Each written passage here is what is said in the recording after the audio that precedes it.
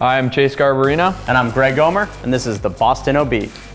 A lot of interesting messages this week to all of our kind readers and viewers.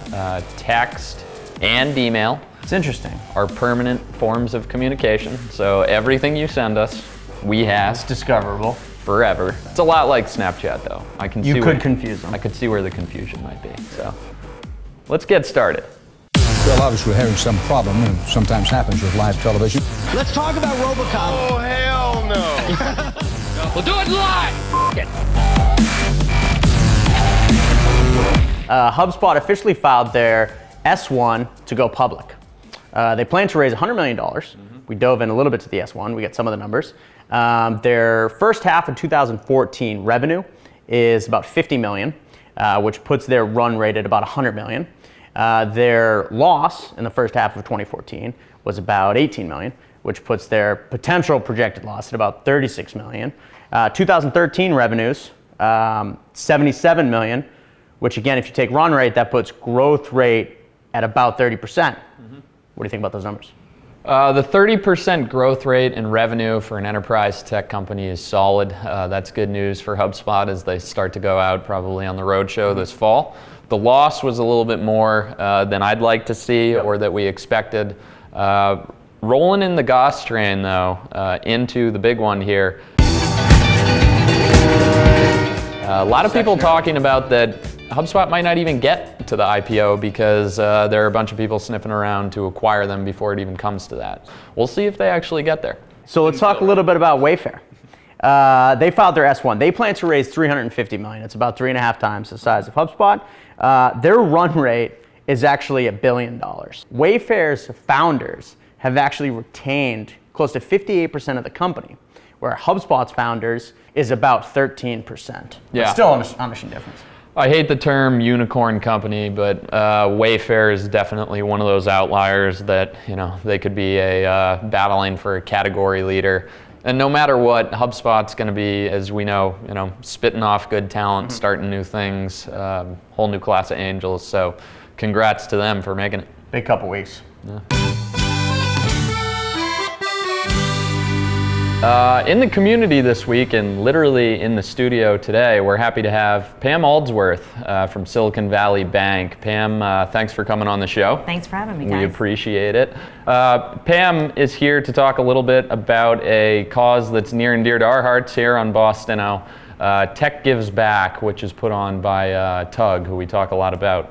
So Silicon Valley Bank has been kind enough to partner with Tug this year, and tell us a little bit about Tech Gives Back. Yeah, so we are really excited. This is the 4th year that, as you guys know, Tech Gives Back has happened. And this year we're hoping to have 1,500 to 2,000 people. We're going to have 40 to 45 different community service sites. And then the best part is the party afterwards down at the Seaport. And we have picked 4 early stage charities that we will vote for when we get there. Everybody will. And we'll be giving money to those charities. As a board member of Tug, I can tell you that Silicon Valley Bank's support of Tech Gives Back is huge. Hurry up and sign up because spots are limited, and even if you don't get to give back during the day, which it really is the major piece of it, you can sign up and buy tickets to the party, which we encourage you to do as well. So we hope to see you all out there. Making moves this week. Bridj is actually making moves to your neighborhood. Love it. The public privatized transportation company announced that they're actually looking to launch in Southie. But the best thing about this launch, or soon to be launched, is they're seeking sort of the public's opinion on where to go in Southie. Yeah, I've got a lot of opinions on this. The 7 bus is a nightmare. Yeah. So call me if you guys want. But it seems there's a lot of appetite for disruption for Southie. Yeah, A lot could happen. Lot of appetite.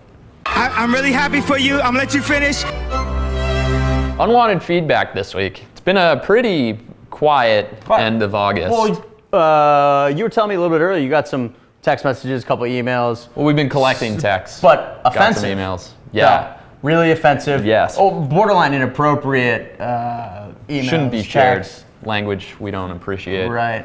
So you're gonna go with it? I guess I'll just read them. Yourselves. Intense. Ooh, to be so rude. One more bit of news this week. Pretty big news this week. It'll be happening Wednesday afternoon, the first ever blimp parade. Look up, you might see some blimps. That's awful. Not good? No, especially after what happened to the main man, Matthew McConaughey last night. Robbed. Robbed. And the Emmy goes to Bryan Cranston. It's a great loss. It's very sad. We are mourning. It's just tragic. Could have been in the fanny pack last week. I thought that boosted cred. Yeah. Either way, thanks for coming out. You weren't listening to what I just said? No. Did you not listen to what I said before that? No.